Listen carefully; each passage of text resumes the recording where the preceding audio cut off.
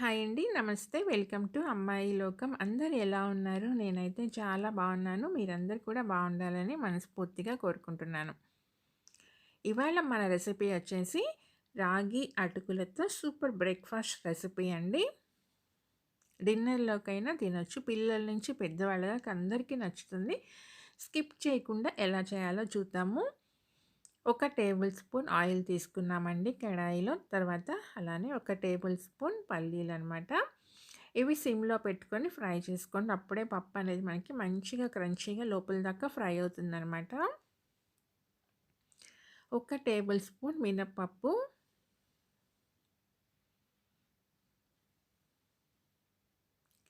ఆ తర్వాత ఒక్క 10 జీడిపప్పు అండి కట్ చేసుకొని పెట్టుకున్నాము. వాటిని కూడా వేసుకుందాము.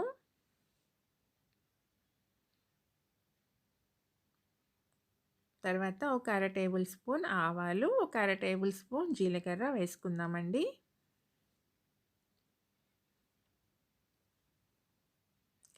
ఇవన్నీ ఆయిల్‌లో దగ్గరికి అనుకుందాం. ఎందుకంటే ఆయిల్ చాలా కొంచెం వేసుకున్నాం కదా మనం. అందుకని పప్పులన్నీ మనకి ఫ్రై అవ్వాలంటే గరిటెతో ఒకసారి దగ్గరగా అనుకోండి. ఆయిల్‌లోకి మంచిగా ఫ్రై అయిపోతాయి.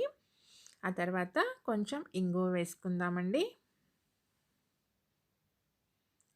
ఇప్పుడు మనకి ఇవన్నీ మంచిగా ఫ్రై అయిపోయినాయి అనమాట. ఇప్పుడు తురుము పెట్టుకున్న ఒక టేబుల్ స్పూన్ అల్లం వేసుకుందాము.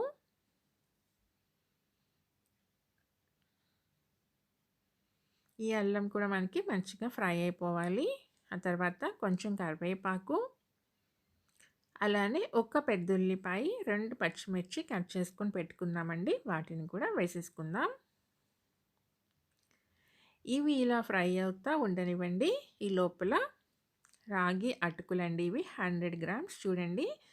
ఎంత చిన్న చిన్నగా ఉన్నాయో కనపడుతున్నాయి కదా! ఎందుకంటే కింద గ్రానైట్ ఇవి 2 ఆల్మోస్ట్ సేమ్ కలర్‌లోనే ఉన్నట్టున్నాయి.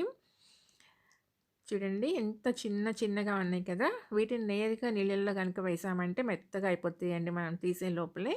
ఎలా వాష్ చేసుకోవాలో చూపెడతాను. ఇలాంటి జల్లెడ తీసుకోండి. దాంట్లో వేసుకొని ఒక్కసారి జల్లెడ పట్టేసుకోండి. దాంట్లో ఉన్న ఫైన్ పౌడర్ లాంటిది ఏదైనా ఉంటే మనకి కిందకొచ్చేస్తుందనమాట.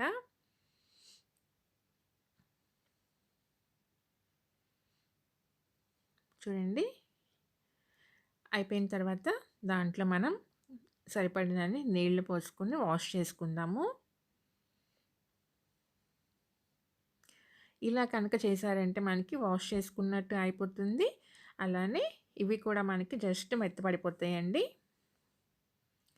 ఇప్పుడు మనకి తాలింపు అనేది ఫ్రై అయింది. ఉల్లిపాయలైతే మరీ ఎక్కువగా ఫ్రై చేసుకోవద్దండి. తినేటప్పుడు క్రంచీగా ఉంటే బావుంటదనమాట. ఒక టేబుల్ స్పూన్ నువ్వులండి, తెల్ల నువ్వులు.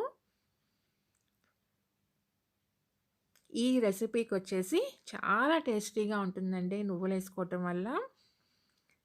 ఆ తర్వాత ఇప్పుడు రాగి అటుకులు ఉన్నాయి కదా! వాటిని కడిగి పెట్టుకున్నాం కదా! అవి కూడా వేసేసుకుందామండి. ఇలా కడిగి వేసుకోవటం వల్ల చూడండి ఎంత మంచిగా పొడి పొడిగా తెలుస్తుంది కదా! అదే మనం గిన్నెలో నీళ్లు పోసేసి వేస్తే ఆ చిన్న చిన్నగా ఉండటం వల్ల ఏంటంటే మనం తీసే లోపలే బాగా మెత్తగా అయిపోతుందనమాట చిదిరిపోయినట్టుగా. అందుకని ఇలా చేసుకోండి. సిమ్‌లో పెట్టుకొని 1 మినిట్ కుక్ చేసుకున్నామంటే సరిపోతుందండి. ఇక్కడ సాల్ట్ అనేదైతే నేను వేసానండి. కానీ ఆ క్లిప్పింగ్ అనేది మిస్ అయిపోయింది. సాల్ట్ యాడ్ చేసుకోండి మీరు తప్పకుండా. రుచికి సరిపడినంత.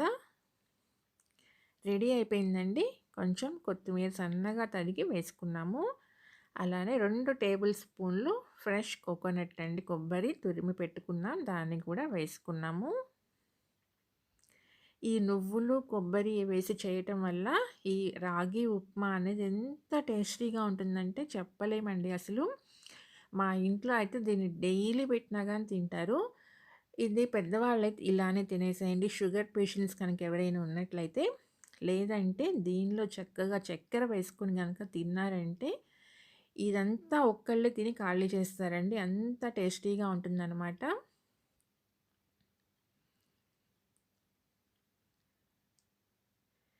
ఈరోజు రెసిపీ అయితే ఇంతేనండి. తప్పకుండా మీరు కూడా ట్రై చేసి ఎలా వచ్చిందో నాకైతే కామెంట్ చేయండి.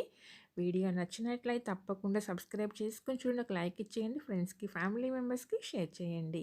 Thank you for watching.